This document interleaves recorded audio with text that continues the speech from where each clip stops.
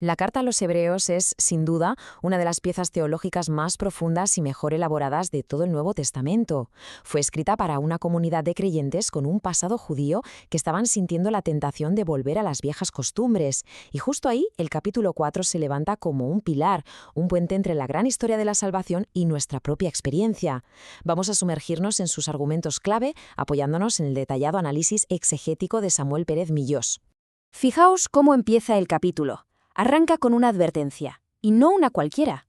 No es una simple sugerencia, es una llamada de atención muy seria que nos pone sobre aviso de la importancia de lo que está en juego. Hay una promesa divina sobre la mesa, y no es algo que podamos tomarnos a la ligera. Y para entender por qué esa advertencia es tan contundente, tenemos que viajar en el tiempo y ponernos en la piel de sus primeros lectores. Esta carta no es un ensayo teológico escrito en un despacho, es una intervención pastoral urgente en un momento de auténtica crisis. Pensemos en la situación. Los destinatarios eran creyentes de origen hebreo y estaban bajo una presión social y religiosa tremenda.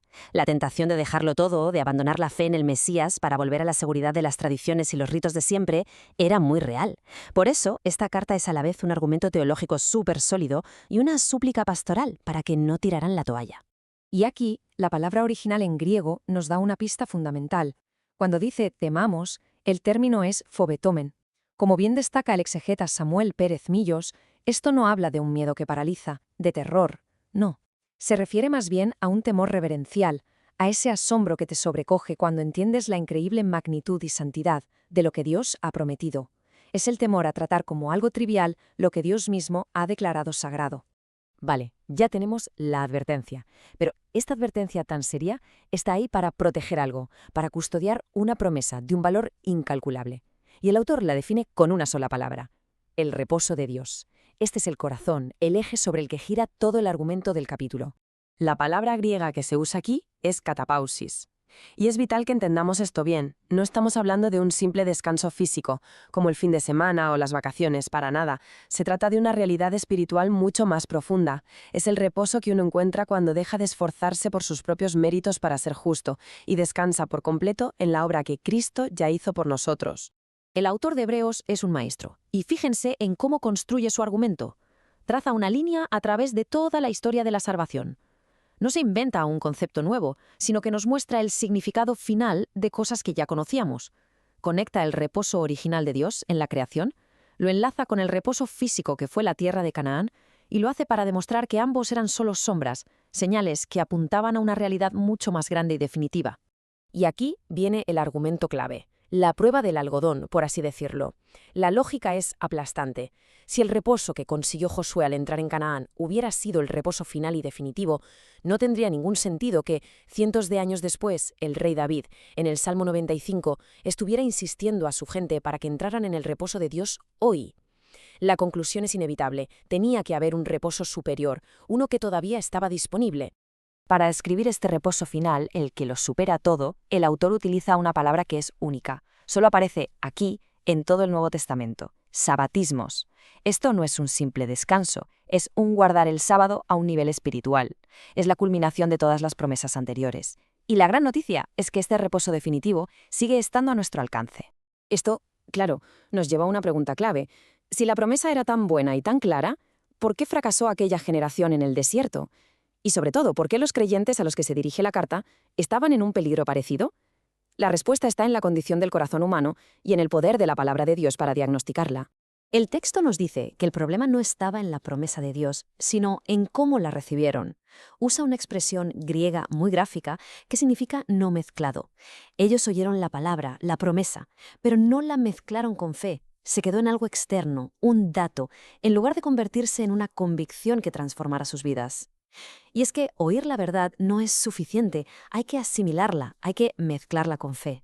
Y frente a esa enfermedad, la incredulidad, el autor presenta la herramienta de diagnóstico de Dios, su bisturí espiritual, la palabra, y la describe con una de las metáforas más impactantes de toda la Biblia.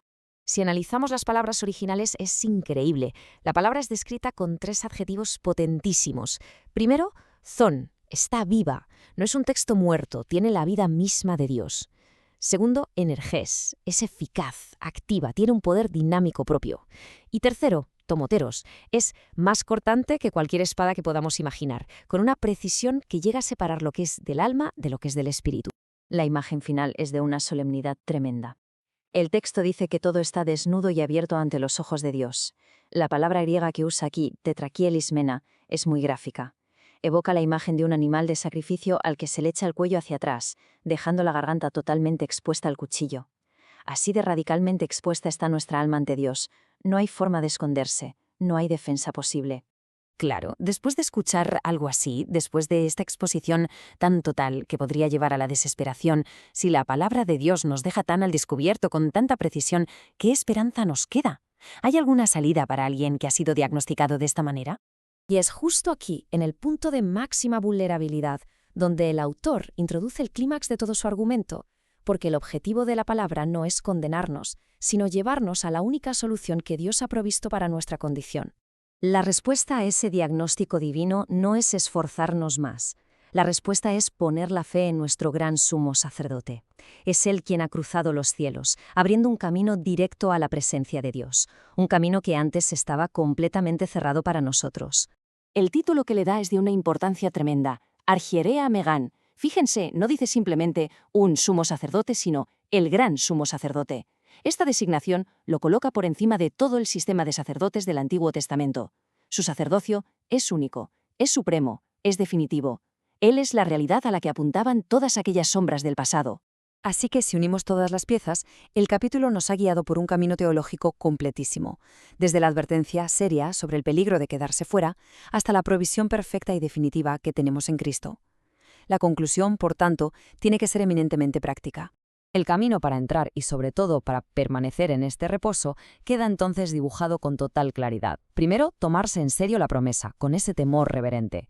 Segundo, mezclar lo que oímos de Dios con una fe activa. Tercero, dejar que la Escritura nos examine, que haga su trabajo. Y cuarto, el paso final, aferrarse con todas las fuerzas a nuestra fe en Jesús, ese gran sumo sacerdote que nos da acceso libre a Dios. El capítulo no termina con una conclusión cerrada, sino con una pregunta que queda abierta, una interpelación urgente. El autor tomó la palabra hoy del Salmo 95 para recordarnos que la oportunidad no dura para siempre, y ese hoy profético llega hasta nuestros días. La promesa del reposo de Dios, esa paz y esa seguridad que solo se encuentran en Cristo, sigue en pie. La pregunta final, por tanto, no es si la promesa es válida. La pregunta es, ¿cuál va a ser nuestra respuesta?